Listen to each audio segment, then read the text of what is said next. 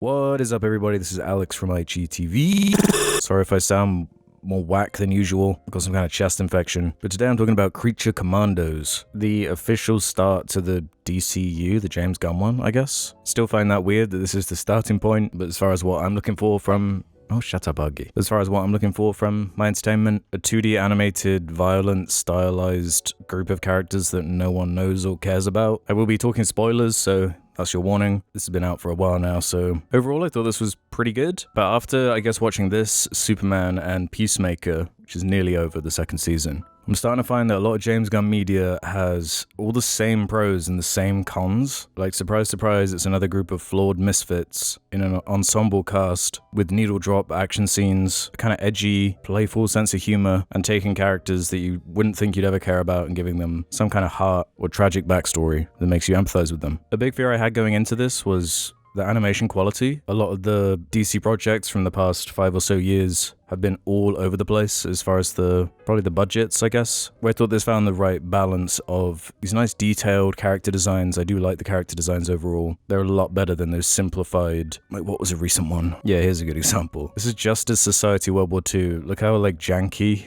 it looks. Clearly extremely limited budgets with these basic backgrounds, simplistic characters. Whereas this looks a hell of a lot better and complemented by a lot better writing, with James Gunn penning this entire show. Didn't direct any of it, but it's his script, and you can really tell. Going back to the animation, it is in part animated by Bobby Pills, a French studio. I can't show some of this, it's so, like, explicit.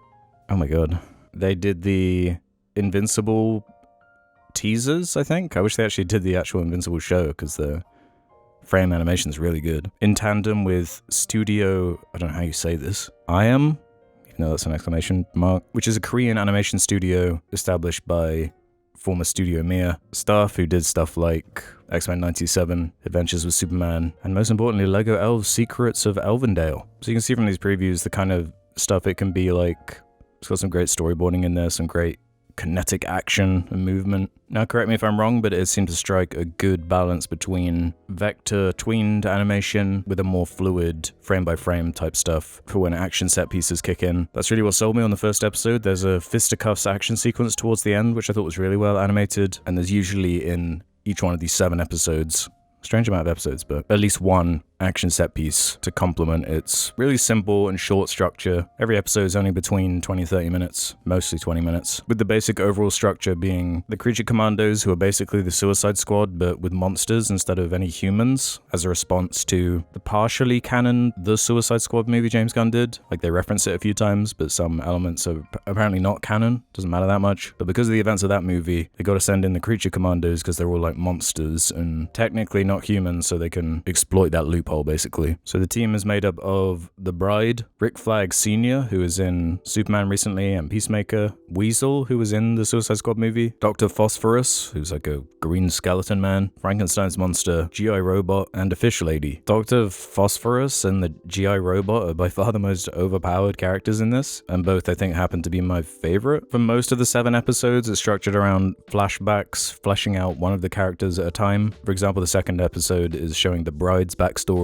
which is fun with the whole Frankenstein's monster is obsessed with her and kind of chases her through decades and decades of time trying to make her love him, but he's like a weird stalker creep. Or G.I. Robot, who's obsessed with killing Nazis. Which, side note, why is it becoming controversial to, like, be cruel to Nazis and fascists and stuff like that in media? Especially if you're up to date on the second season of Peacemaker and where that's going. Like, if that stuff upsets you, it says way more about you than the actual media. It's actually crazy, some of the stuff I'm seeing. Reminds me of that Quartering tweet about Hitler.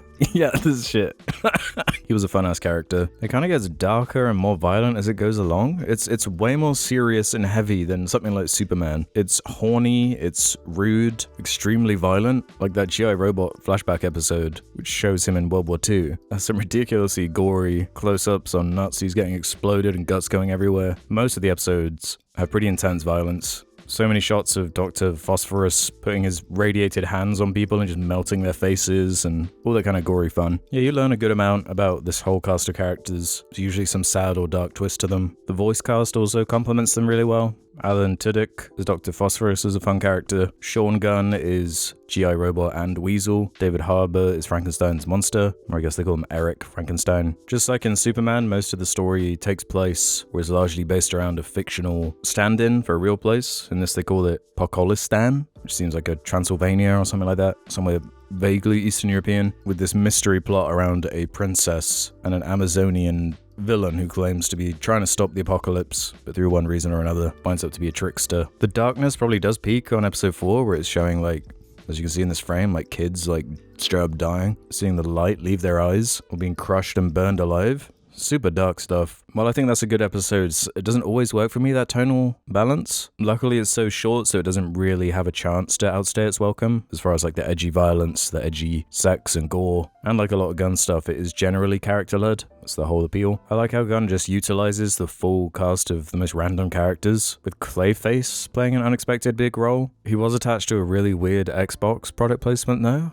I don't know what that was about. And in the Dr. Phosphorus episode, a brief cameo from Batman, which I thought was cool, implying that he's the one who took him down. I'm really curious how Gunn is going to keep his writing fresh, because like once it got to this exact frame in the show, where it's doing the needle drop, they're in a line, walking towards the camera in slow-mo, just like Guardians or Suicide Squad or any of it. It is getting a little bit late. Okay, dude, what other tricks have you got up your sleeve? This formula of taking these unknown characters that most people don't give a shit about and using them to put your own spin on them without angry hordes of people getting mad, like people are mad about Superman, well, some people are. We'll see how far he can take that and how it applies to the bigger characters as he goes forwards, and I think this has a second season coming in the future. My biggest criticism was probably the dialogue at points, which I find is an overall problem with some of James Gunn's writing. It can be quite hit and miss. But it was more the reference stuff, referencing Titanic, Jedi mind tricks, stuff like that. Was just like, it was a real big pet peeve of mine, which is funny, and I guess is what I mean by hit and miss, because in the second season of Peacemaker, there is reference humor that's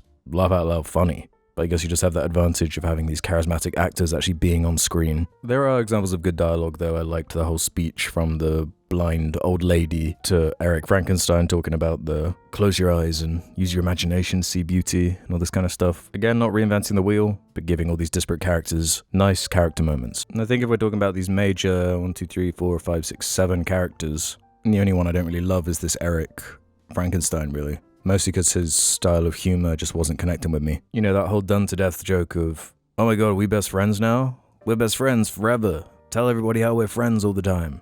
I'm just like, seen that trope a million times from James Gunn, let alone everything he hasn't written himself. But I liked everyone else. I thought the final episode kind of wrapped up the overall mystery quite quickly in a way that was like, how did the bride even figure this out? Had its corny moments, but it had heart at the end of it.